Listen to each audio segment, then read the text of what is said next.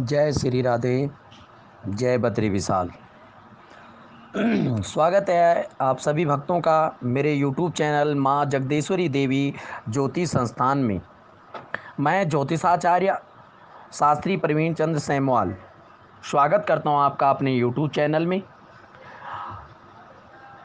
आज का विषय है गंगा दशहरा कैसे मनाएं और इसकी पूजा विधि क्या है, कैसी करनी चाहिए भक्तों को। सबसे पहले मैं आपको बताना चाहूँगा कि गंगा दशहरा पर ज्येष्ठ माह के शुक्ल पक्ष के 10वें दिन यानी 10वीं तिथि गंगा दशहरा आता है। गंगा दशहरा 1 जून 2020 मुहूर्त 10वीं तिथि प्रारंभ 31 मई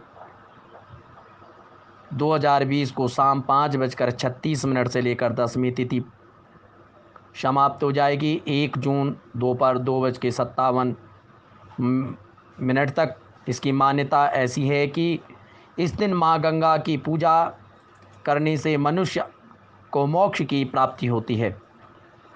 गंगा दशहरा के दिन आप सभी को गंगा स्नान, श्री गंगा जी का पूजन 10 द्रव्यों से करना चाहिए, क्योंकि 10वीं तिथि 10 घी के दीपक जला सकते हैं आप। 10 फूल लें, सफ़ेद फूल 10 और लाल फूल 10 दीपक घी के बनाइए। 10 फल, इस प्रकार से आपने 10 की संख्या में फलों को एकत्रित करना है और पूजा अर्चना करनी है। अक्षत, द्रव्य, नारियल आदि सहित पूजा अर्चना यथाशक्ति दान करने का कार्य करें। और जो ये दान करते हैं तो इनसे 10 महा चीज़ों का फल प्राप्त होता है। 10 पापों का क्षय हो जाता है। कायिक, वाचिक और मानसिक जो 10 प्रकार के हमारे पाप हैं, उन पापों को क्षय करती है माँ गंगा, पतित पावनी माँ, त्रिपद गामिनी माँ गंगा। पौराणिक कथाओं में बताया गया है कि भागीरथ ऋषि ने अपने पूर्वजों की मोक्ष की प्राप्ति के लिए कठोर तपस्या की थी और उसके बाद अपने अनेक तपस्या, अनेक प्रयासों के बल पर माँ गंगा का धरती पर अवतीर्ण हुआ। लेकिन अवतीर्ण होने के बाद माँ गंगा का वेग अत्यधिक था, वह रुकना बड़ा असंभव था। और इसी वेग से अगर माता का अवतीर्ण होता तो संभवत है कि धरती पर पुनः विनाश हो सकता था। संपूर्ण धरती जलमग्न हो सकती थी।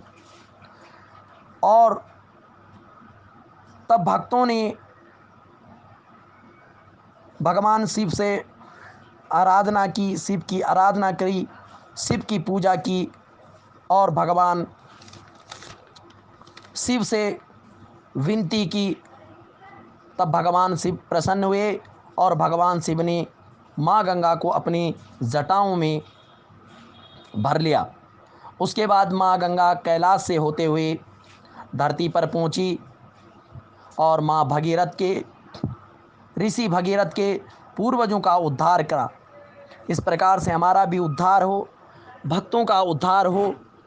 इस प्रकार से आप देश में, हमारा भारतवर्ष अनेक नदियों से सुशोभित हैं। जैसे प्रयागराज हुआ, गढ़मुक्तेश्वर हुआ, हरिद्वार हुआ, ऋषिकेश हुआ, वाराणसी हुआ। इन जगहों पर आप माँ गंगा की पूजा कर सकते हैं और विशेष मंत्र का जाप करें। ओम नमो शिवाय पंचाक्षरी मंत्र का जाप कर सकते हैं और ओम नमः शिवाय, नारायणाय, दशहराय, गंगाए नमः का जाप भी कर सकते हैं। इस प्रकार से शुभ मुहूर्त आपका 1 जून 2020 सुबह प्रातः से लेकर 2:57 तक रहेगा। आप विशेष दान, पूजा इत्यादि कर सकते हैं। और जो इस समय इस पर्व पर गंगा दशहरा पर स्नान करता है, उनके पितरों को, पूर्वजों का आशीर्वाद नित्य आपके साथ बना रहता है। आपके पूर्वजों के उद्धार होता है और हमारे पूर्वज हमारे को आशीर्वाद प्रदान करते हैं। आप धन धान्य से परिपूर्ण होते हैं, आपको पुत्र की प्राप्ति होती है। जो निर्धन लोग हैं धन की प्राप्ति होती है, और जो लोग विद्यार्थी हैं विद्यार्थी को विद्या की प्राप्ति होती है। अपूतों को पुत्र की प्राप्ति होती है। माँ गंगा 10 प्रकार के पापों का क्षय करने वाली है। इसलिए सभी भक्त माँ गंगा का दर्शन करें, माँ को पवित्र रखें। कोई ऐसी वस्तु माँ गंगा में न डालें जिससे माँ अपवित्र हो। माँ गंगा में स्नान करने के बाद दीपक दान करें, पुष्प अर्पण करें और भगवान शिव की आराधना करें। और उस दिन विशेषकर